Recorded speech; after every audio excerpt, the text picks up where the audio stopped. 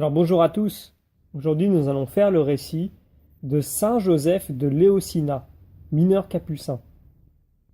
Donc en 1587, Joseph de Léonissa était parti comme missionnaire à Péra, faubourg de Constantinople.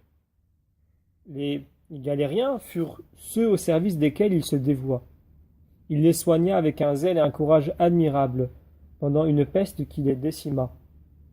Il en fut atteint et fut miraculeusement sauvé par la Providence. Il vit plusieurs renégats, dont un était pacha, revenir à la religion chrétienne. Les Mahométains entrèrent à cette nouvelle dans une rage extrême, se saisirent du missionnaire et le pendirent à une croix par un pied et par un bras. Longtemps on le laissa ainsi suspendu, après quoi le sultan commua sa condamnation à mort, en exil perpétuel. Il retourna en Italie et continua à s'y livrer aux travaux apostoliques. Atteint vers la fin de sa vie d'un cancer horrible, on jugea bon de lui faire opération et on voulut le lier. Mais lui, prenant son crucifix, voilà, dit-il, le plus fort de tous les liens. Il me tiendra immobile beaucoup mieux que toutes les cordes. Il rendit son âme à Dieu le 4 février 1612. Dès qu'il ne soit mort qu'après son retour en Italie, on place, dans les images qu'on a faites de lui, le gibet où il fut accroché par un pied et une main à cause de son prosélytisme au milieu des Turcs.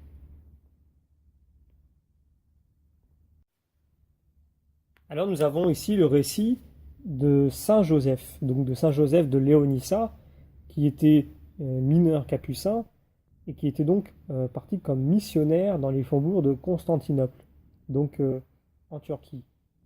Alors, ce saint, on le voit, est allé, véritablement, il est amené par la grâce, il est animé par la grâce, mais il est allé dans des périphéries lointaines pour aller apporter l'évangile, pour apporter la bonne nouvelle. Et comment il l'apporte? Il soigna ceux qui étaient atteints de la peste. Donc peut-être qu'il a entendu, alors là c'est une hypothèse, qu'il y a eu dans cette contrée-là un terrible fléau, une terrible maladie qui s'est propagée, et donc il a été amené à témoigner de l'amour du Christ en allant dans ces contrées lointaines pour gratuitement offrir des soins et probablement du réconfort et des conseils chaleureux à ceux qui avaient été atteints par cette peste.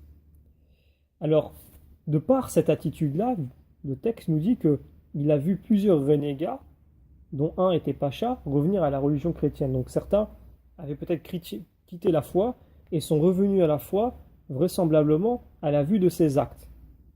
Alors on peut déjà tirer un premier enseignement, c'est que nous sommes appelés, nous, en tant que chrétiens, à un moment donné, à sortir de notre paroisse. C'est même un signe de maturité spirituelle. Quand on est uniquement tourné vers sa paroisse, eh bien c'est qu'on n'a pas encore terminé finalement de cheminer.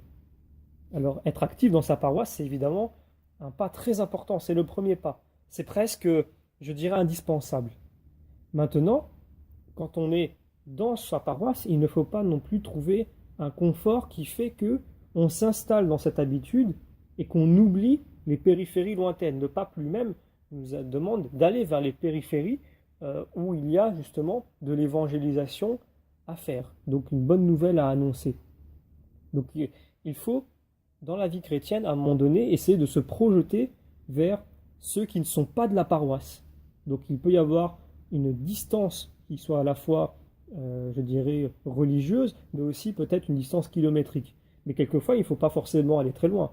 On n'a pas besoin d'aller traverser toute l'Afrique ou toute l'Asie pour apporter la bonne nouvelle et faire un acte qui montre que eh bien, je me suis porté en dehors de ma paroisse. Quelquefois, il suffit de prendre la voiture et de rouler une demi-heure pour arriver dans des lieux où peut-être que la foi s'est éteinte parce qu'il n'y a pas de prêtre, il n'y a pas d'école catholique, il n'y a pas d'enseignement, et peut-être que la foi s'est éteinte aussi pour d'autres raisons et dans d'autres circonstances. Mais il est important de se porter en dehors de sa paroisse.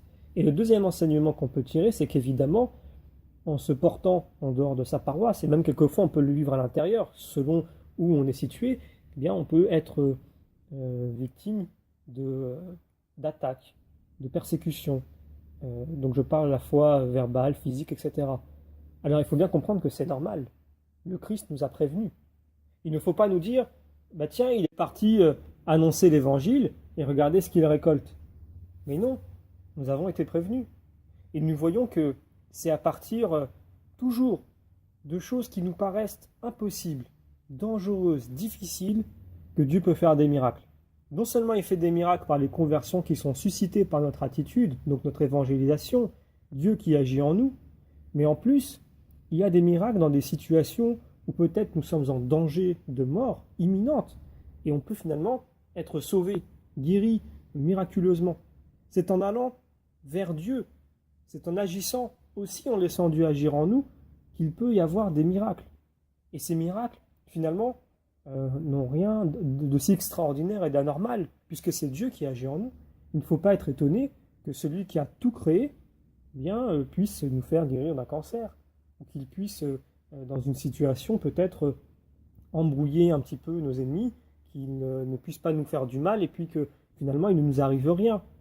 Ou tout simplement que si on nous lance, je ne sais pas, je me mets à cette époque-là, des fléchettes, ou qu'on essaie de nous mettre au bûcher ou autre, eh bien finalement, le feu ne nous atteigne pas, ou les fléchettes ne nous atteignent pas.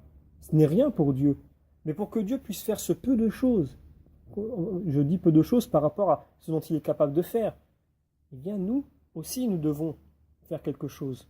Et ce quelque chose, c'est tout simplement laisser Dieu agir en nous et être à son écoute pour voir quelle est sa volonté, essayer de l'accomplir aussi bien que possible et ne pas avoir peur, avoir confiance, avoir du courage. Mais comme c'est un courage qui des fois n'est pas humain, parce qu'on imagine bien qu'aller évangéliser peut-être des contrées hostiles au message de l'Église, eh bien ça fait peur.